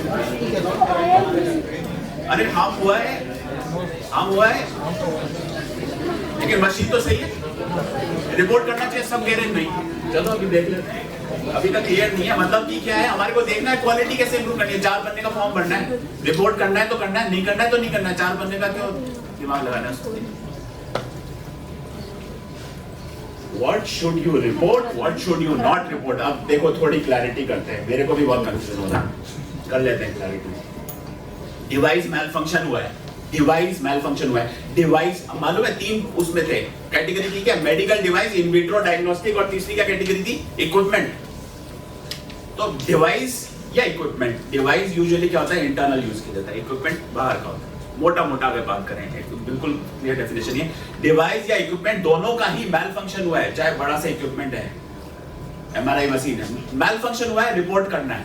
रिपोर्ट करना है तब भी रिपोर्ट करना है जब नियर मिस है, जैसा कि पहले केस में था. नियर मिस है जबकि तब रिपोर्ट करना है क्योंकि डिवाइस का मैल फंक्शन हुआ है. नो हार्म में भी रिपोर्ट करना है. Be very clear. Device malfunction हुआ है, इक्विपमेंट मैल फंक्शन हुआ है. 3 कैटेगरीज है. रिपोर्ट करना है चाहे नो हार्म हो, चाहे नियर मिस हो. तो पहली कैटेगरी में क्या हुआ था? हार्म हुआ था. क्या? रिपोर्ट तो करना है. मैल फंक्शन तो करिए, आगे गड़बड़ हो सकती है. डिजाइन में फ्लॉ है, एरर है। डिजाइन में क्या फ्लॉ है? ऐसा ऐसा नॉब बनाया है, समझ में नहीं आ रहा ये क्या है, ये क्या है। ऐसे करके देख लो, ओ सक्सेस, ओ पेशेंट गया, बच गया। किस्मत उसकी, किस्मत मेरी। मैं जेल में, वो स्वर्ग में। तो डिजाइन में फ्लॉ है, रिपोर्ट करना है। अरे टिक आ गया, करना है। सेकंड केस में भी रिपोर्ट करना है। हार्म भी नहीं हुआ, हार्म हो गया। डिजाइन में फ्लॉ, सेकंड केस में क्या होता? हार्म हो गया था, डिजाइन में फ्लॉ था। आपने कहा यूजर का गलती है, यूजर का गलती है। मैम ने केस बताया था ना, प्रोबेबल यूजर की गलती थी। डिवाइस सही काम कर रहा था लेकिन डिजाइन में फ्लॉ था। मोनिका मैम की स्लाइड में भी था, डिजाइन में फ्लॉ है, डिजाइन में एरर है, डिजाइन में गड़बड़ी है। डिजाइन को कोई बहुत हाईटेक बनाने के चक्कर में कंफ्यूज बना दिया है। आजकल ऐसा होता है ना, मोबाइल ही समझ में नहीं आता ये क्या नए तरीके का मोबाइल। क्वालिटी में डिफेक्ट है, रिपोर्ट करना है। यस, रिपोर्ट करना है। स्टैंड गड़बड़ आ रहे हैं, ये तो सिंपल है ना। कंटामिनेशन है, ग्लास पार्टिकल रिपोर्ट करना है, सिंपल है। लेबलिंग गलत हो गई, ये सिंपल है। अब आती है बात डिवाइस की। डिवाइस को आपने यूज किया बराबर दूसरी बार भी होता है।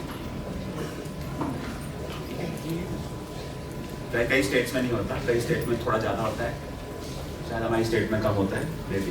तो रीयूज रिलेटेड इशू में ये है कि अगर डिवाइस है इंटरनल यूज के लिए है, अगर आपने रीयूज किया है तो आप ये मान के चल रहे हो कि वो इन्फेक्टेड है। इन्फेक्टेड है मतलब हार्म हुआ है। लेकिन अगर इक्विपमेंट है, बाहर से क्लीनिंग नहीं करी, फोर्थ क्लास ने क्लीनिंग नहीं करी, उसको भी रिपोर्ट करोगे? नहीं करोगे। लेकिन इसको रिपोर्ट करोगे, इसको रिपोर्ट करोगे, चाहे यूजर का एरर था तो भी रिपोर्ट होगा, क्योंकि HIV ट्रांसमिट हो सकता है, हेपेटाइटिस भी ट्रांसमिट होता है, कुछ भी हो सकता है। तो यस, ये थोड़ा कॉम्प्लिकेटेड था, लेकिन इसलिए अलग से क्या नहीं समझ में आया तो कोई बात नहीं, पहले दो आपने देख लिया ना। अब ये वापस से ये कंफ्यूजन दूर करते हैं। अब बोलो, नर्स है, डिवाइस मेल फंक्शन हुआ, हार्म नहीं हुआ, रिपोर्ट करोगे नहीं करोगे? करेंगे। ऑल ऑफ यू रिपोर्ट करेंगे। यस, अब सबको समझ में कोई कंफ्यूजन नहीं है। दूसरी बार, डिवाइस बिल्कुल ठीक है, नर्स को समझ में नहीं आया, यूजर एरर था, हार्म भी हुआ, लेकिन गलती कहां पे थी? गलती किस लेवल पे थी? डिजाइन के फ्लो में। रिपोर्ट करोगे? करेंगे। अब थोड़ा डिफिकल्ट हो गया मामला। कैसे डिफिकल्ट हो गया है? यहाँ पे नेजोगैस्ट्रिक ट्यूब थी, नेजोगैस्ट्रिक ट्यूब थी, इंसर्शन के दौरान नेजोगैस्ट्रिक ट्यूब फट गई या टूट गई। जैसे मैं बताता हूँ, ये ग्लव आया, मेरे को ये बताया था, ये आज सुबह बताया, ये ग्लव है और इसको पहन के देखो, पहन के देखा, ये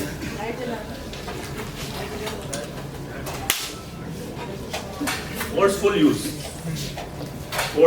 से ये ग्लव तो बिल्कुल परफेक्ट फाइन है। जब ये लेकर आया था उसने कहा था नहीं फटेगा, मैंने कहा कैसे नहीं फटेगा, फाड़ के देखो। अब नेजोगैस्ट्रिक ट्यूब टूट गई, मटेरियल इशू नहीं था, मैन्युफैक्चरिंग डिफेक्ट नहीं था, रिपोर्ट करो। मैं तो कह रहा हूँ फोर्सफुल यूज है, रिपोर्ट करोगे कि नहीं करोगे? बताओ। अरे तो बिल्कुल ठीक है, बताओ बताओ, रिपोर्ट करोगे? केस नंबर 4, अल्ट्रासाउंड की सेटिंग का मिक्सअप हुआ है। अल्ट्रासाउंड की मशीन है, वापस आऊंगा मैं इसे। अल्ट्रासाउंड की, देखो थोड़ा टफ था। अल्ट्रासाउंड की सेटिंग की मशीन है, उसके अंदर कार्डियक प्रीसेट के साथ में एब्डोमिनल अल्ट्रासाउंड कर दिया, नहीं ठीक आया, कोई बात नहीं, वापस से किया, ठीक करके किया। पेशेंट केयर कोई डिले नहीं हुई, देयर वाज नो डिले, जिससे कोई हार्म नहीं हुआ, कुछ नहीं हुआ। थोड़ा सा यूजर एरर यहाँ पे भी हुआ, यूजर एरर पहले भी हुआ था, यहाँ पे भी हुआ था। यहाँ पे रिपोर्ट करोगे कि नहीं करोगे? बताओ, अब तो कुछ क्लियर हो रहा है। रिपोर्ट करोगे कि नहीं करोगे? Raise your hands. करोगे तो 1 2, बाकी सब नो कह रहे हैं, 3 4, और जोर से पूछूंगा तो रेज हैंड कर देंगे। वापिस आऊंगा, ये लास्ट केस है। डेंटेड ऑक्सीजन सिलेंडर, डेंट पड़ गया ट्रांसपोर्ट में, कहां पे पड़ा देखा, सब काम सही है, आके यूज कर लो। रिपोर्ट करोगे नहीं करोगे? बहुत बड़ा फॉर्म है, बताओ। करेंगे? Yes yes yes yes. अभी इंप्रूविंग इन क्वालिटी की बहुत जरूरत है। अब मैं बताता हूं सर, पहले ये क्यों नहीं स्लाइड दिखाई थी, बार बार बता रहे हैं। How to identify it is an MDAE? ठीक है, कुछ और ध्यान, MDAE की बात कर रहे हैं. MDAE did the device cause directly cause या indirectly cause harm, या फिर did it malfunction even once? मतलब या तो harm हुआ या फिर and or एक्सक्लूसिव है. अगर malfunction भी हुआ चाहे harm भी हुआ तो आप रिपोर्ट करोगे. पेशेंट केयर रीजनेबली डिले हुई जिससे उसको harm हो सकता था तो भी रिपोर्ट करोगे. यहाँ पे रीजनेबल शब्द आना चाहिए. और ऐसा harm आगे भी हो सकता है अगर इसको फिक्स नहीं किया गया. इनमें से एक भी क्वेश्चन का आंसर यस है, सारे नहीं टिक करने. एक का भी आंसर यस है तो रिपोर्ट करना है. क्या समझे? harm हुआ, नहीं हुआ कोई बात नहीं. डिवाइस मेल फंक्शन हुआ, रिपोर्ट करो. नहीं हुआ कोई बात नहीं. पेशेंट केयर डिले हुई रीजनेबल अमाउंट से, उसको टेस्ट चेंबर में डाल दिया उसको अपने, कोई बात नहीं, रिपोर्ट तो करोगे. Could it effect someone else? Yes it could effect, तो भी रिपोर्ट करोगे. तो चीज आती है व्हेन नॉट टू रिपोर्ट. अब ध्यान से सुनो, नहीं समझ में आ रहा तो कोई बात नहीं. When in doubt consult your coordinator. Device used incorrectly, user error है लेकिन हार्म नहीं हुआ, मेल फंक्शन भी नहीं हुआ, नहीं रिपोर्ट करना. यूजर एरर हुआ है और उसकी वजह से हार्म हुआ है, रिपोर्ट करना है. यूजर एरर हुआ है उसकी वजह से मेल फंक्शन हुआ है, रिपोर्ट करना है. लेकिन यूजर एरर की वजह से ना हार्म हुआ ना मेल फंक्शन हुआ, नहीं रिपोर्ट करना. क्लियर हुआ कि नहीं हुआ? नहीं रिपोर्ट करना. ट्रांसपोर्ट के दौरान डैमेज हुआ, उससे फंक्शन इफेक्ट नहीं हुआ ऑक्सीजन सिलेंडर का. अब सब यस कह रहे थे ना, नहीं रिपोर्ट करना. वही वेल के पास में हार्म होता तो, वो जिसकी वजह से पेशेंट को हार्म होता, वेल के पास में डैमेज होता है ट्रांसपोर्ट में, तो रिपोर्ट करते. Improper cleaning of the equipment, नहीं रिपोर्ट करना. लेकिन अगर इंटरनल यूज की डिवाइसेस हैं, उसकी आपने उसका क्लीनिंग का इंश्योर नहीं किया तो दिक्कत है. एक्सपायर्ड डिवाइस यूज, इसको भी नहीं रिपोर्ट करना. कैसे नहीं रिपोर्ट करना, कब तक नहीं रिपोर्ट करना? अगर एक्सपायर्ड डिवाइस ग्लूकोमीटर सिर्फ सही रीडिंग दे रही है, नहीं रिपोर्ट करना. आउट ऑफ वारंटी इक्विपमेंट है, नहीं रिपोर्ट करना. लेकिन अगर आउटकम अफेक्टेड है तब उसको रिपोर्ट करना है. ऐसे ही फार्मा को विजिलेंस भी होता है, कब रिपोर्ट करना है कब रिपोर्ट नहीं करना है. तो ये सारी रिपोर्टिंग क्या है? नो. अब सारे बताओ. नेजोगैस्ट्रिक ट्यूब टूटी ड्यू टू फोर्सफुल, तो बताओ करोगे कि नहीं करोगे? क्यों? डिवाइस मेल फंक्शन हुआ है. पेशेंट को हार्म तो नहीं बता रहा है लेकिन डिवाइस तो मेल फंक्शन हुआ है, चाहे फोर्सफुली हुआ. एक भी टिक है ना, हार्म है या तो रिपोर्ट करोगे. तो यस रिपोर्ट करोगे, यस रिपोर्ट करोगे. अब ये मशीन में पेशेंट को हार्म नहीं हुआ, डिवाइस मेल फंक्शन नहीं हुआ, यूजर का एरर था, ना पेशेंट केयर डिले हुई, आगे होने की संभावना भी नहीं है. आगे होने की संभावना भी नहीं है, तो रिपोर्ट करोगे कि नहीं करोगे? आप बोलो. नो, बिग नो, नहीं रिपोर्ट करोगे. Why not? क्योंकि आपने वो चेकलिस्ट देखी है. यहां पे रिपोर्ट करोगे नहीं करोगे, डेंट बीच में बड़ा है, सब चीजें सही है. इतना बड़ा फॉर्म है, रिपोर्ट करोगे क्या? रिपोर्ट करने के बाद कॉजलिटी निकालेंगे, कितना काम बढ़ेगा, कितने लोगों की कितनी मैन पावर, कितनों की तनख्वाह, सब इसी काम में लगेगी. When not to report, it is about when to report and when not to report. That will ensure quality. ना कि इतना सारा आ जाएगा फिर कोई क्वालिटी नहीं, ना तो ये चेक हो रहा है ना वो चेक हो रहा है. ओवरबर्डन. एक फार्माकोविजिलेंस एसोसिएट ओवरबर्डन, अब पता नहीं कब रिपोर्टिंग होगी. नो. तो फार्माकोविजिलेंस एसोसिएट कह रहा था मेरे को और बंदे चाहिए, अब रिपोर्टिंग इतनी होगी, इतने सारे लोग आ रहे हैं. तो overcome reporting barriers, too busy to report, कोई बात नहीं. नर्सेज के पास में वार्ड्स में ये एमडी एई एडवांस इवेंट फॉर्म रखो. इस फॉर्म में एक लाइन आपने ध्यान से देखोगे कि ये रिपोर्ट करने का मतलब नहीं है आपको पनिश किया जाएगा या आपके कोलीग को पनिश किया जाएगा. It does not mean admission of guilt. It does not mean that you will be prosecuted on the basis of this. Fear of being interrogated, नहीं, आपको कोई नहीं बुलाया जाएगा. कोई आपकी इसकी रिपोर्टिंग की वजह से नहीं होगी. इंक्वायरी हो सकती है, इसकी वजह से नहीं होगी. Okay, so be very clear, and with that I believe that's my time. And then we have a short panel discussion. वो आपको post test में भी help करेगा. So very good afternoon to all of you. So switching over to the last session today's program, that is the panel discussion. I hope we all are encouraged with the very new topic of material vigilance. We were honored to have the very nice lectures by our speakers, and we came to know that how active participation of healthcare personnel can be saving the life of patients, can be helping in the patient's care, and we can safely use the medical device by structurally filling the ADR form and with all our knowledge. Okay? So here we go for our panel discussion. I have lined up very esteemed panelists. So I will first begin with our senior most, our ex-HOD ma'am, Dr. Rupa Kapadia ma'am. So let's begin with my first question. Ma'am, please throw a light on the question. Who are able to report about the adverse event which is occurring from the use of medical device? How we can report whatever event has occurred with the use of medical device? And what is the primary objective of our this material vigilance program? Thank you doctor Uma. Thank you. अभी हमने कचौरी के लिए बहुत तालियां बजाई, है ना? तो हम यहाँ से स्टार्ट करें एक बार। अगर उसके गरम गरम बना के दी और आपने खाई और आपका मुंह जल गया तो किसका फॉल्ट हुआ? एग्जैक्टली। तो ये उस वाले का तो नहीं हुआ जिसने बनाई है ना? तो अब हमारे साथ में मटेरियल विजिलेंस का है। ये पहली बात तो ये है कि मटेरियल विजिलेंस को हम लोग प्राइमरी हमारा ऑब्जेक्टिव क्या है? कचौरी खाने का ऑब्जेक्टिव क्या है? हमें भूख लग रही है, हम खा रहे हैं, है ना?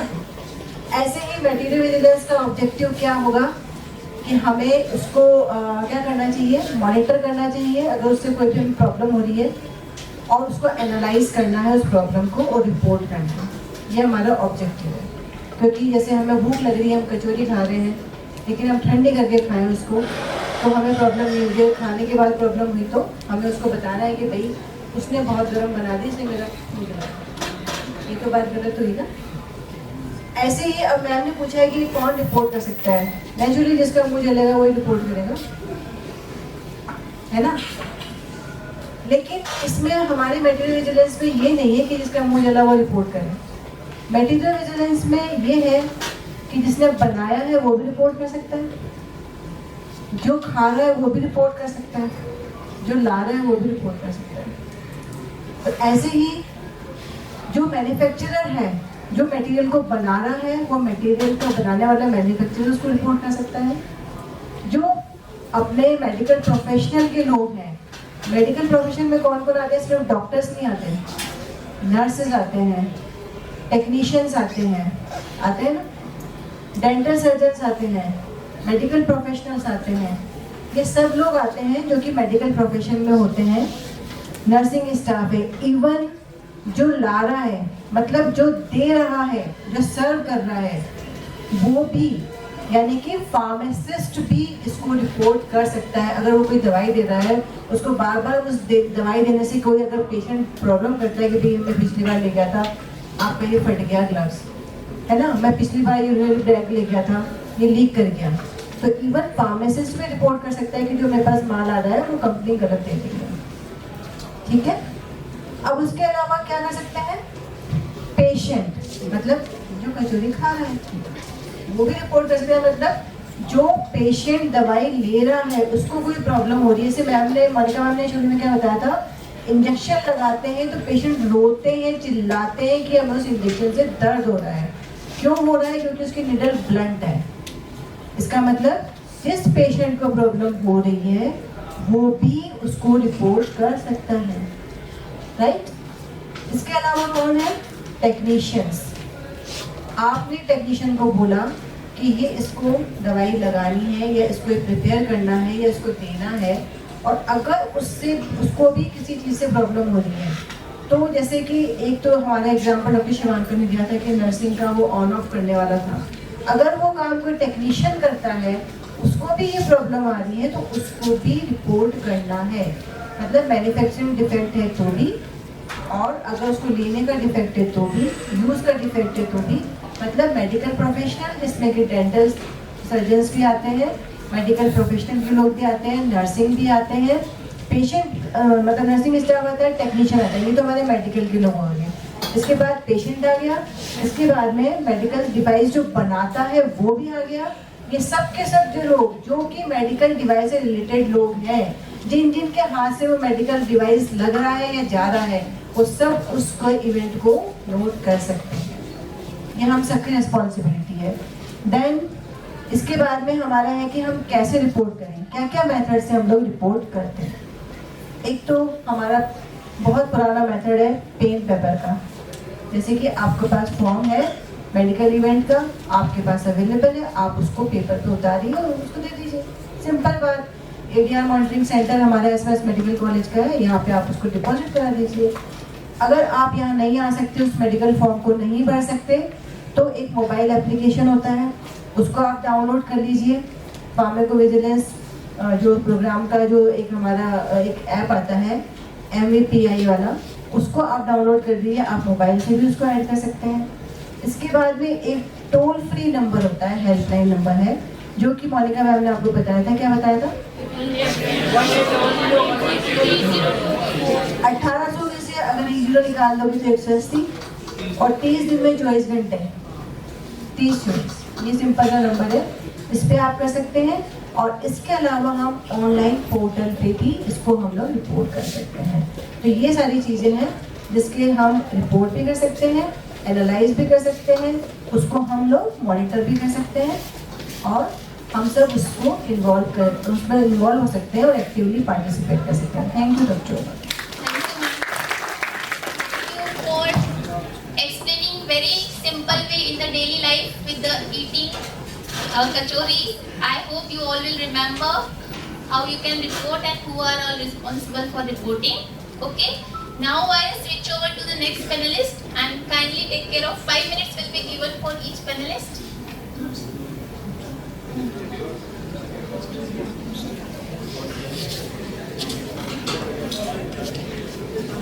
Okay, so very short. I hope you all are aware of program very well. Our next question is to our next panelist, Dr. Chandan Verma ma'am, Professor in Pharmacology. Is the center same for reporting adverse event which is caused by these medical devices and adverse reaction which is caused by any medicine? Yes, it is the same. You wherever there is ADR reporting, you can report that this adverse event associated with medical device also. The site is the same. There is no disparity in the two. Thank you. So I hope it's clear that the center is same for reporting adverse event with medical device as well as adverse drug reaction with any drug or medicine. My next question is, what is the duration or time limit for reporting of any serious event which is occurring with the use of medical device? For serious event, you have to report within 15 days, 15 calendar days. And for non-serious adverse event, you can report in 30 days. Absolutely. So I hope you all are aware that the time limit in the medical device is slightly delayed. In the drug, it is earliest. You have to report as earliest as possible, at least within 7 days of use. But in device, it is delayed. For serious, you can report up to 15 days, and for non-serious, still more, that is 30 days. Thank you for your insight into this question. So, I move on to our next panelist, Dr. Dhirendra Kumar, Assistant Professor Pharmacology. Sir, can you throw light on the ADR form which we fill for the adverse event in case of medical device? And next related question is that suppose if ADR form is not available, then how person can report the adverse event? Thank you ma'am. देखो ma'am ने बता दिया कि किसको report करना है, क्या report करना है और कौन रिपोर्ट कर सकता है, ये तो आप सब लोगों को पता है। अब नेक्स्ट जो सबसे जो अपने पास इजी जो ऑप्शन है कि इसको कैसे रिपोर्ट करना है, तो हमारे पास 4 पेज का ये फॉर्म है। इस फॉर्म को कहाँ से हमें मिलेगा, तो ये गूगल पर आप सर्च करोगे मटेरियो विजिलेंस एरिया रिपोर्टिंग फॉर्म, तो वो आ जाएगा। वहाँ से भी यदि आपको नहीं मिले तो हमारे मेडिकल कॉलेज में एडीआर मॉनिटरिंग सेंटर है। वो कहाँ पर है, इसी बिल्डिंग में फर्स्ट फ्लोर पर LT6 के पास में। इसी बिल्डिंग में LT6 जो है ये LT4 है, 5, 6 के पास में एडीआर मॉनिटरिंग सेंटर है, जहाँ पर हमारे फार्मिंग विजिलेंस के एसोसिएट बैठते हैं, वो इस चीज़ को देखते हैं। तो वहाँ से आपको ये फॉर्म मिलेगा और आपको वहाँ पर वो आपकी मतलब हेल्प कर देंगे कि इसको कैसे भरना है। वहाँ पर आप भर के उसको डिपॉजिट करते हैं। ये तो सबसे ईजी रहा। सपोज आपके पास फॉर्म भी नहीं है, आपको पता भी नहीं है कि कहाँ डिपॉजिट करना है, लाइक इस तरह से, तो आप टोल फ्री नंबर जो मैडम ने बताया है 1800 180 3024, उस पर सिंपली कॉल करना है और उनको जो वो रिक्वायर्ड जो इन्फॉर्मेशन पूछेंगे आपको जस्ट बताना है, ठीक है। वो फिर अपने आप फॉलो अप करना है। Okay. Now I'll move on to our last panelist, Dr. Neha Sharma, Assistant Professor Pharmacology. Can you name the center which is National Collaborating Center for Analyzing Adverse Event Caused by Medical Devices? All of us know National Coordinating Center is at Ghaziabad, that is Indian Pharmacopeia Commission, and National Coordinating Center is Sri Chitra Institute of Medical Sciences. Okay, so these two institutes, they are doing very good, and they are the major center where we have to report both the adverse events, okay, due to drugs and due to devices. Okay, thank you. IPC Ghaziabad is the coordination center, while collaborating center is in the Kerala, and we have the research and technical support center in the Delhi. So many knowledge is there for material vigilance. Still we are facing so many challenges because of casualty assessment and some legal issues. I hope we'll overcome. We will be vigilant and will more and more report about the adverse event caused by the medical devices. So this session, I hope it was really helpful, and in future we'll take care, we'll strengthen the structural reporting of the adverse event caused by the medical devices in order to the safety of the device use. All nursing students are requested. Ma'am, what are the instructions for post form and all? See, those who want to participate in poster making and slogan, you can take the sheets from here. Okay? वो आप ले लीजिए। बाकी कचौरी is waiting outside, चाय आ गई है, तो आप सब पधारो। और post test, hello please, post test is most essential पहले। और ये फॉर्म्स हम कुछ जगह दे दो क्योंकि बहुत लंबा फॉर्म है, तो आप प्लीज ये फॉर्म भी लेके जाइए और पोस्ट टेस्ट जरूर दे दीजिए। It will hardly take 5 minutes.